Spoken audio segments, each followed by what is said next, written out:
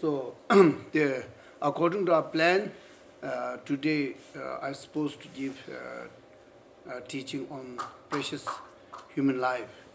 But then I prepared something else because there are many new or fresh comers. So for that purpose, I prepared a little bit of about, I think, nine different points, which I really like to explain in as simple as possible to lay the foundation. And then I think there's no harm if even some of you are senior participants. Still, I think you can tolerate and listen. And I think it will be okay for you all. Usually we do listen a lot of teaching from Iswar and Dalai Lama. Maybe like, say, Lamrim, I think I might have listened from him maybe more than 14, 15 times. And still, if he gives teaching and if I have time, I am very happy to listen.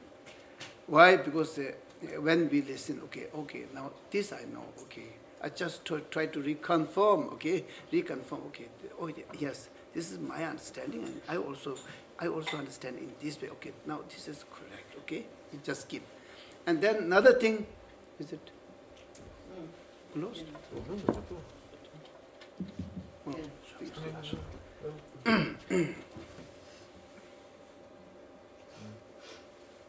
yeah, okay.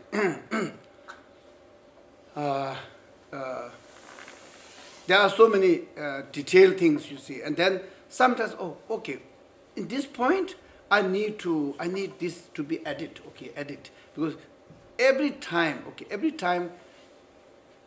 is it okay? Oh.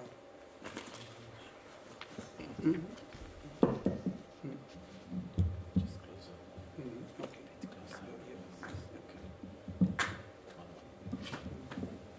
What?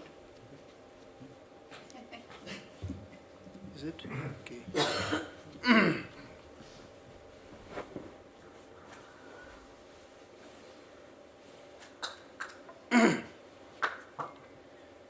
Even after a long session, okay, you can reconfirm many of your practice and many of your thoughts and many of your experience and many of your concept reconfirm, okay, and you feel so sure that it's really 100% sure that I can practice this by listening again and again, okay.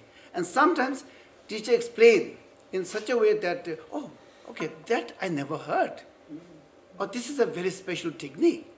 And then just by learning this after a long session, I think it's worth. Because those teachers who practice earn this experience for many months, many days. And just to get one point, okay, skill or technique or information, whatever, okay, that is more than enough for sitting about 3-4 hours. Because this is worth. In this way, we try to go, okay, as much as possible. So in the same way, I think the senior participants, I hope you will cooperate with me and you will listen in the same way as I explained. Maybe there's not much additional, but still, please try to listen.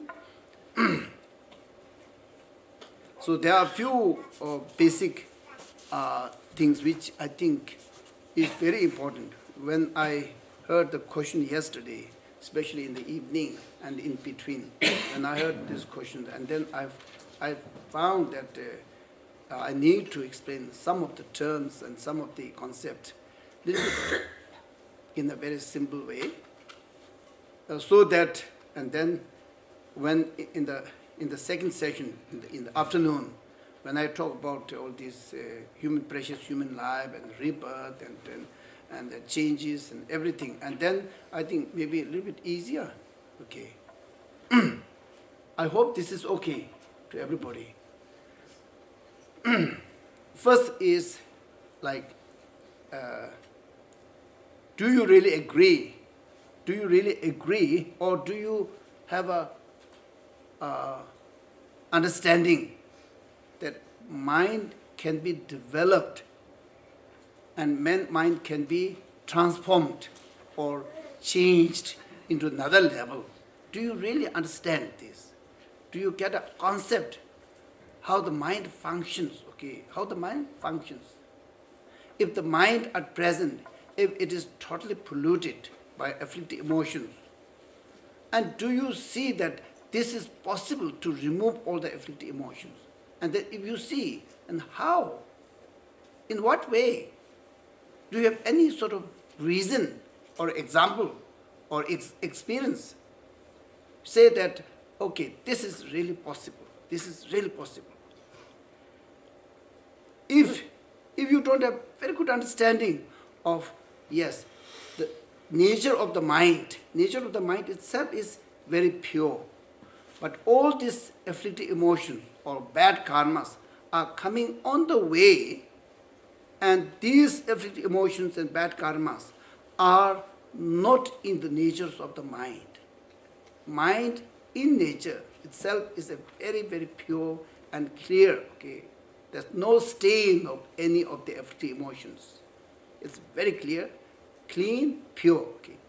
But then afflictive emotion, because of the afflictive emotion itself is a pollution, and it also pollutes so many things like bad karmas, okay, accumulating huge bad karmas. Because of this, and then clarity of the mind or the purity of the mind is polluted, contaminated.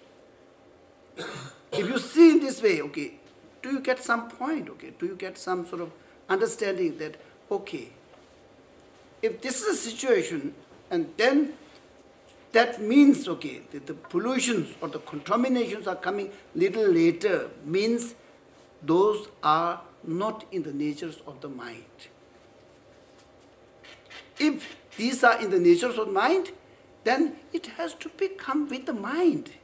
We don't have to add, or it will not come in between, but it has to be just from the beginning, it has to come.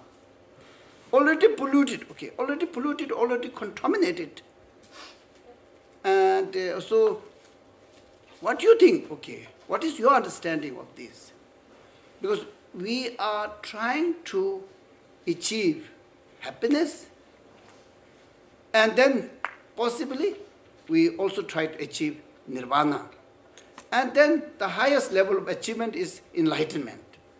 So if you don't have very good understanding of this basic concept, and then to try to achieve happiness or try to achieve nirvana or try to achieve enlightenment or try to transform your mind into compassion or bodhicitta or wisdom, I think there's not much point.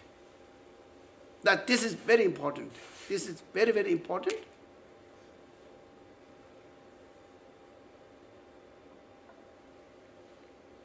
Whether nirvana is possible or not.